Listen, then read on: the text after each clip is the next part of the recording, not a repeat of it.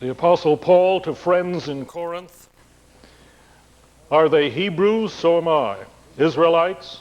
So am I. Abraham's descendants? So am I. Are they servants of Christ? I'm mad to speak like this, but I can outdo them all.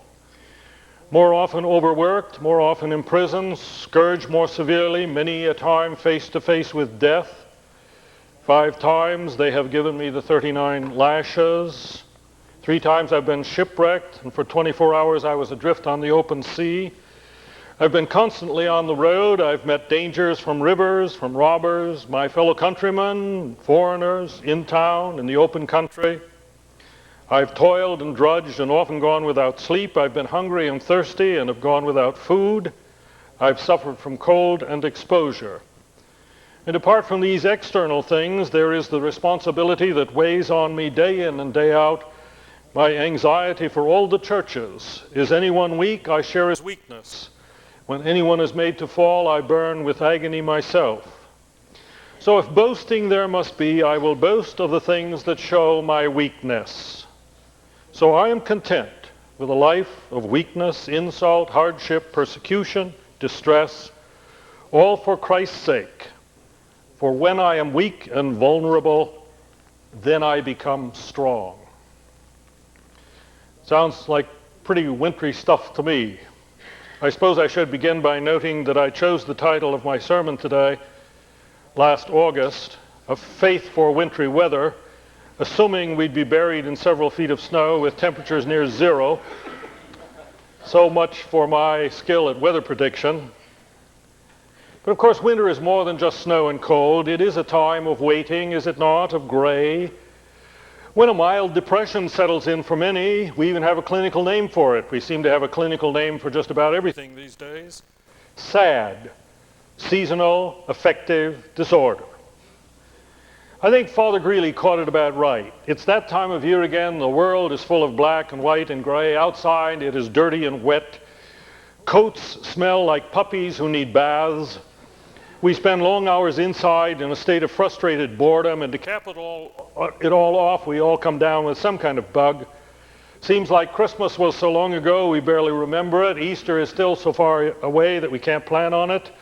We are depressed. We were going to plunge into the new year with such vigor and organization. Now already we find our days confused, disorderly, if not overwhelming. What happens to us this time of year? Students don't want to work. Parents hate their kids moping around. Kids hate their parents telling them to pick up their rooms. The world of work gets hit as well, with more demands on drooping personnel. The heating system is messed up at least once a week. It's just a weird time of the year. Resonate, anybody?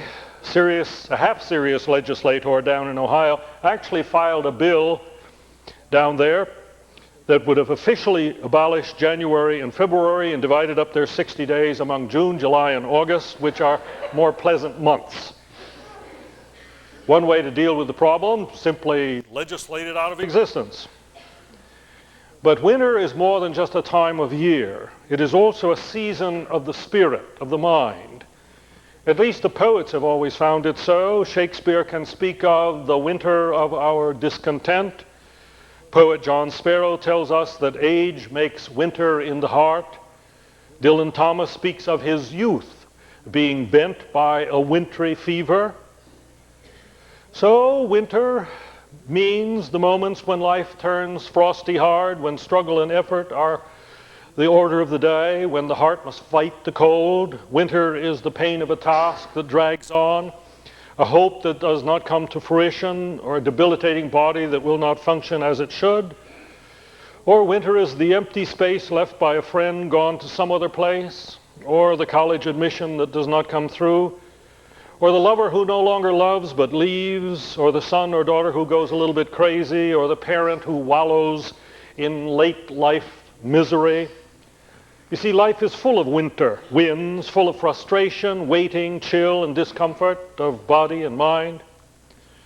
And there are the disagreeable tasks that one must force oneself to do over and over again, racking the brain, pushing the body, testing the patience, sometimes seemingly pointless. Even the task of grinding out another sermon on a dark gray day in January. These belong to life's winters as well. And the metaphor is appropriate and important because, first of all, it underlines the reality that seasons are inevitable in life. There's an illusion abroad in the land, the illusion that life can be rid of the dark, difficult days, that winter pain and suffering and frustration can be minimized, held at bay, maybe even done away with. Somehow, if we work at it, we can get to the point where all the seasons are summer and every day is sunny. Isn't it true that a lot of Americans seem bent on a headlong quest for comfort and ease and sedation and worry-free, pain-free existence? I was talking once with a friend, doctoral student at Harvard. She told me of a scholar from England, here for a time, who marveled that we Americans seem to equate our self-esteem with being always happy. She said, so when you're not blissfully happy all the time, you seem to feel that that means something is wrong with you. Something is bad about you. So much of contemporary culture seems flight from inconvenience and frustration and struggle. And so if we find ourselves weighed down a bit, or struggling, or discouraged, or sad, of all things sad, we easily assume that somehow we've failed to get life right. Something is wrong with us. We ought not to expect that if only we use our wits and do it well, we will know safety and delight. But, says Winter, life has its seasons. We ought not to expect it'll ever grow more sunny and leisurely. What a strangely different world is that of the mind and spirit of old Paul. He boasts, a little apologetically, but nevertheless, of the winters he's gone through. Overwork, beatings, shipwreck, constant danger, lack of sleep, hunger and thirst, cold and exposure, anxiety about his friends and mission. But he talks about these without a trace of bitterness and complaint, as if somehow they go with the territory, they're part of life. So I am content, he writes his friends, I am content with a life of weakness, insult, hardship, persecution, distress. Marlene and I spent a few days last week in a world of just such a winter. Well, in fact, the winter was a literal reality for a couple of days. Strange sensation to be in Jerusalem during a snowstorm. Strange to conjure up a vision of Jesus and his friends trudging through snowdrifts. There were smiles on every native face. Kids under 8 had never seen it. And for the rest, it meant a holiday and much needed water. And if Atlanta had trouble with the snow, you should see Jerusalem. Our Muslim friend up in Nazareth was buried in 3 feet of the stuff and so could not drive down to see us. And we had to settle for phone conversations. But Jewish and Christian friends in Jerusalem we could and did visit. And they've all been living in what could be called a very long, difficult winter of the spirit. The economy in Israel is near disaster. Unemployment among Palestinians is about 60%. Our friend in Nazareth has had no work since last June. Our Israeli friend Leslie sits at home while his wife manages her bookstore. We spent an afternoon with him discussing what even to him is a seemingly hopeless situation. Well, why on earth should we tack a visit to Israel onto our winter tour? Well, in the first place, because we were invited. That's a good place to start. We were invited by Gabriel and Delia Chano of East Jerusalem, who are now friends of many, many years, both in their mid-70s, to celebrate Christmas with their family. They're Assyrian Orthodox, and that means Christmas on January 6th and 7th. So after a night flight from Prague and a few hours sleep, they picked us up, and we drove to their winter home in Jericho for a huge lamb barbecue in their front yard. Jericho's 1,000 feet below sea level and so reasonably warm compared with snowy Jerusalem. Jericho, which until 2 days before the Israelis had sealed up tight. But it was a great Christmas celebration and they seemed grateful for our presence. About the political situation in that part of the world, I do not speak this morning, partly because I don't have any answers, nor do they. Rather, I'd like to say a word about the Christians of that sorry land, especially our friends. They're in a very difficult position. They're caught in the middle, as it were. They're mostly Arab, but not Muslim, Christian. Many are Israeli, but not Jewish, Christian. They're a minority, perhaps 200,000 in a land of 6 million. Yet they've been there as long or longer than any other group in the land of their Lord, the cities and fields where he played out his ministry and sacrifice. Their religious identification with the story of the land is, if anything, stronger than either Jew or Muslim. Yet they feel isolated and neglected by the larger Christian world, wondering, for example, why representatives of our government who happen to be Christian should, when they arrive in Israel, put on the kippah and visit the Wailing Wall, yet never visit the Christian churches and community. But in any event, they seem to take joy in our willingness to come and share their lives for a few days. And to be honest, I think we're drawn to do it because of what it does for us, our faith. Theirs is indeed a winter faith, but a tenacious and impressive one that restores our own. Not really so much by anything they say, but by their irrepressible spirit. Let me tell you a little bit about Gabriel. Now 75, a bit portly, jolly. His parents were Assyrians. They were driven out of Turkey in the early part of the last century. And as fervent Christians, they were drawn to the Holy Land as a place to live. With 1948 and the creation of the State of Israel, the family became refugees again and settled in then Christian Bethlehem. In 1953, when the first tourists started to come, Gabriel decided to put his knowledge of the Bible and the holy places to work by working as a guide. Two of the earliest people he guided were Aldous Huxley and Billy Graham. Interesting combination. Delia, an English woman whom Gabriel married in 1960, he met when she came on a tour which he was guiding, and she's been there ever since. Delia would not make her husband out as a saint. He's far from it. In fact, she describes him in her biography as a man having on one side all darkness and plunging intensity, while the other side glitters with soaring high spirits. A little bit of winter and spring. She writes, for example, on one occasion he told us about some of the American fundamentalists he had guided. I quote him, "Once I was guiding a group of 30 Baptist ministers from the southern states of America, which is the most fanatical sort of Baptist there is. I was told by my agent that I shouldn't smoke or drink as to not offend their beliefs. I was bringing some of them overland from Damascus to Amman, and round about the plains of Jabbok, I felt a great desire for a cigarette and a sip of whiskey. I stopped the cars, got the ministers out into the fields, and said, 'Now we are in the plains of Jabbok, where Jacob wrestled with God, and God blessed him and changed his name to Israel, the wrestler. But, my brothers, I see you standing there and doing nothing. Who are you that you should stand idle where our father Jacob had his struggle with God? Can you not kneel down, struggle, and pray that you too may be blessed by the Lord?' And soon they were all kneeling on the ground, their eyes closed, praying as if their lives depended upon it. And I was able to go behind the taxis, light my cigarette, and smoke it between a couple of sips from my flask. Then I said, 'All right, you can take pictures now and back to the cars, please.' And we went on our way to Amman." Well, that's one side of Gabriel.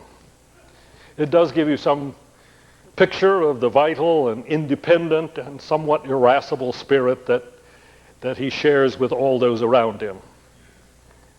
But we're always moved by his and Delia's, by their incredible faith and hope. Not so much spoken as lived. They could long ago have left for Jordan or England. They have passports for both. But they stay. Not only because of the business they have built, which supports an extended family and community, but because of a deep Christian commitment to the land and a desire to help others learn its meaning and know its Lord better. And frankly, at least 400 of us from this congregation over the years have found renewed faith and hope through their very real ministry. Theirs is the same faith and hope as that of the apostle, and it really has these two dimensions. The first is a deep and abiding confidence that God is still with them in this uncertain and wintry land. Gabriel can speak easily and naturally of our Lord. He is confident that our Lord has not deserted his people. He urges everyone he encounters to pray for the peace of Jerusalem.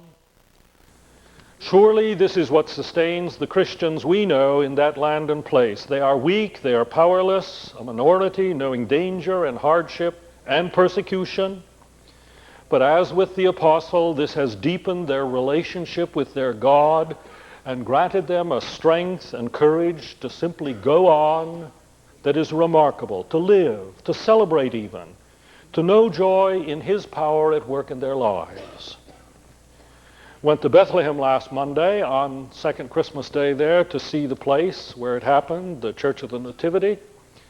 Before we reached the church, we passed through devastation caused by the recent Israeli tanks invasion in response to terrorist activity, sensed the fear on the faces of people in the street. And there we were for the first time, utterly alone in the Church of Nativity. No one else there, save for two short, small, diminutive nuns in white who were there to say their daily prayers. And we were able to reflect in a little different way on the word of that holiday, the word that God makes himself present somehow subtly in this kind of world, seeking its renewal. As we watched one small nun literally prostrated herself over the star that marks the traditional place as if to get as close to Jesus as she could. And I have no doubt that this Bethlehem Christian found there her sustenance, her strength in all her weakness to go on another day. For when I'm weak, vulnerable, dependent, I am strong. I think the other dimension that Gabriela and Delia, family and friends, share with one another and with the apostle is their hope. I'm content with a life of hardship, writes Paul, for the sake of Christ, his mission, his future for our world. Isn't it strange where you find hope? Right in the midst of a situation which seems on the face of it so hopeless. They'd be the first to tell you, and they've told us, that there seems no real solution to this terrible impasse that they can come up with. And yet in the midst of their winter, they somehow manage to live confident that somehow, somewhere, someday, spring will come. I think the metaphor is appropriate because spring always comes. The Christian hope is not grounded in the brutal facts of today's newspaper, but in the confidence that the wintry appearances of today do not foreclose another rebirth of life. Fascinating thing about their hope is that others are drawn to it. So we met Henry from Vermont and Nancy from California and Jean from Ireland and Kamal from France, who have all given themselves now to many years in this holy city, working and praying for a new future there. And I must tell you, the impact upon Marlene and myself is always profound. These Christian friends, with their faithfulness to their place and their people, their courage toward tomorrow, grant us in our free and comfortable West both challenge and inspiration as we grapple with the small trials and troubles that come our way. If they can live in their stormy and gray world with such faith and hope, then surely we think we can seek to do the same in a way which is so much less dark, so much less difficult. I read some wintry words to our travel group in the monastery at Melk, Austria, en route from Vienna to Prague. It was our first worship of the new year. Words that were written some years ago by a psychologist up at Hope College in snow-covered Michigan. And I've found them words of wintry faith, but nevertheless real faith, not unlike that of our friends. Life is like riding on a fast train. On the horizon, long for events lull off in the future. Then they suddenly arrive, but then whoosh, they become part of the past, the dim past. Our existence is a rapid succession of never-returning moments. Watching my children grow up is like watching a time-lapse film of unfolding flowers. I wish I could periodically halt time and savor longer the pleasures of each day, lingering over each affectionate smile on the face of Lori. But it is as futile as my trying to stop that racing train. Several friends have recently died. My parents are growing old, and precious memories from my past are slipping away. Another of time's eye blinks, and Lori will be old enough to grasp the poignancy of the seasons. Here in Michigan, it is winter.